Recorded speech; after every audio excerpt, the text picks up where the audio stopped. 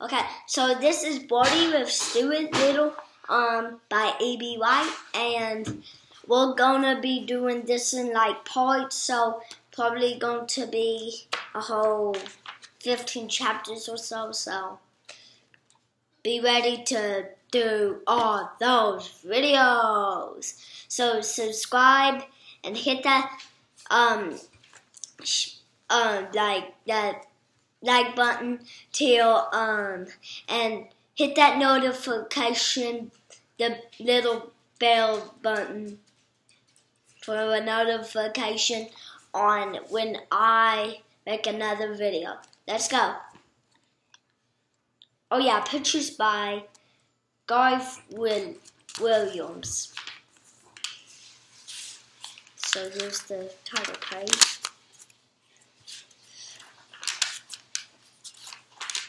Chapter 1, In the Drain.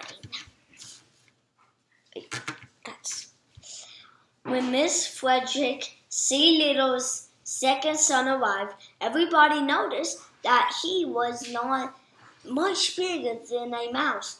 The truth was, the baby looked very much like a mouse. In every way, he was only 2 inches high, and he had a mouse's sharp nose, a mouse's tail, a mouse's whiskers, and the precious shy manner of a mouse. Before he was many days old, he was not only looking like a mouse, but acting like one too. Wearing a gray hat and carrying a small crane. Mr. and Mrs.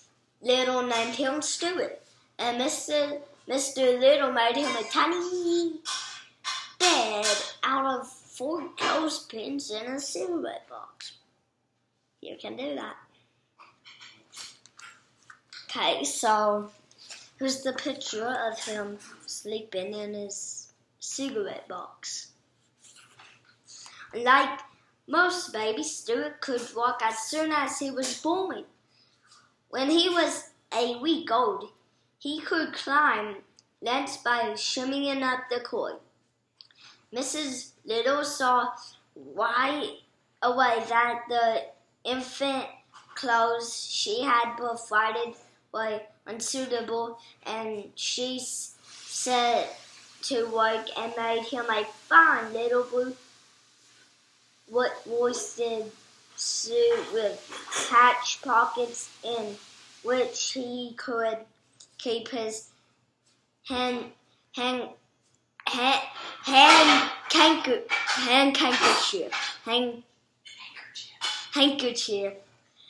His money and his keys. Every morning before Stuart dressed, Miss Little went into his room and weighed him on a small scale, which was really meant for weighing letters at birth. Stuart could have been sent by first-class mail for 3 cents, but his parents preferred to keep him rather than send him away. And when at the age of a month, he had gained only 1/3 of an ounce. His mother was so worried, she sent him for the doctor.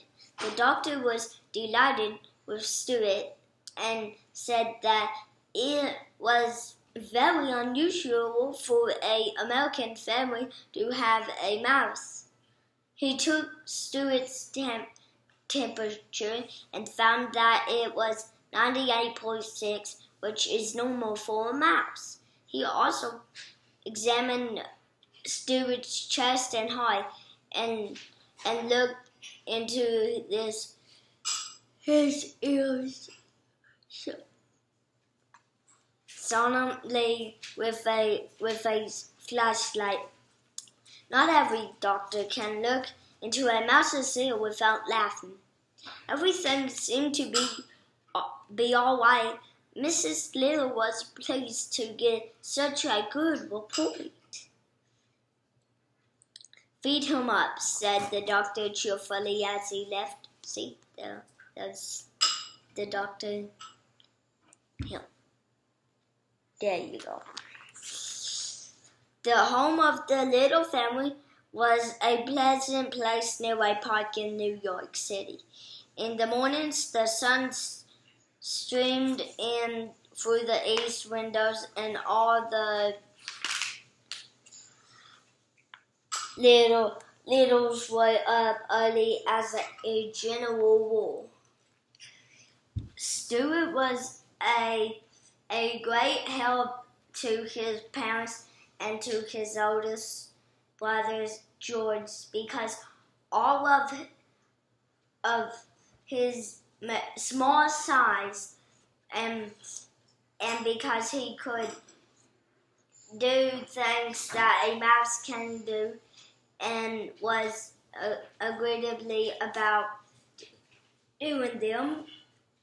One day, when Mrs. Little was washing out the bathtub, after Mrs.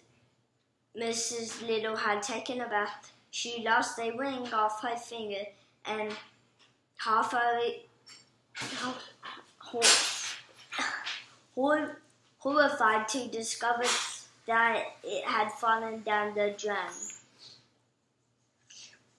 "What had I better do?" she cried, trying to keep the tears back. "If I were you," said George, "I should bend a hairpin in the shape of a fish hook and tie it into a piece of string and try to fish the ring out with it." So Miss Little found a piece of string and hoping, and for about a half hour she fished for the ring, but it was dark down the drain, and the hook always seemed to catch on something before she could get it down to where the ring was. "What luck?" inquired Mr. Little, coming into the bathroom. "No luck at all," said Miss Little. "The ring is so far down I can't fish it up." "Why don't we send Stuart down after it?" suggested Mr. Little. "How about it? Stuart, would you like to try?" "Yes, I would," Stuart replied, "but I think I'd better get into my old pants. I imagine it's wet down there."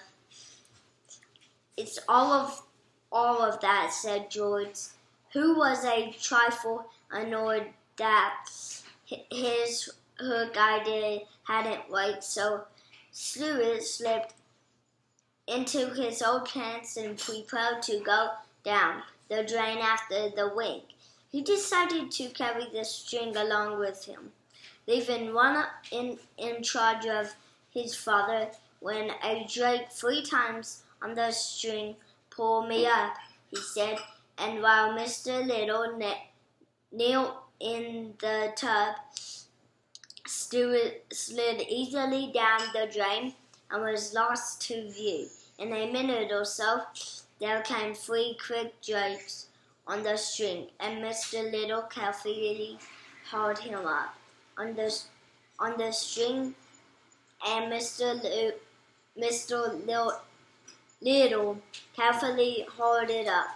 There at the end was Stuart with the wing safely around his neck. There's his father lowering him down into the drain in the bathtub. See?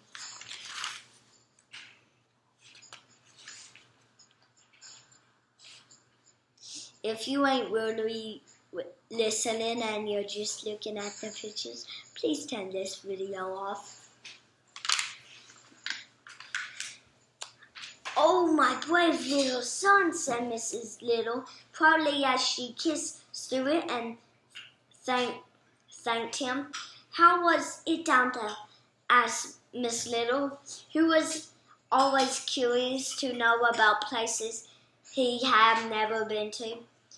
"It was all right," said Stuart, but the truth was the drain had made him very slimy, and it was necessary for him to take a bath and sprinkled himself with a bit of his mother's violet water.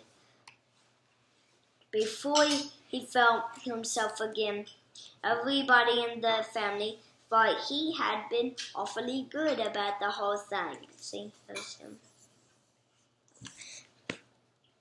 Okay, so this was the video. Make sure to go to the next video I make about Stuart Little, and I'll be reading chapter 2, Home Problems. Maybe tomorrow, maybe the day after tomorrow, I don't know. See you guys.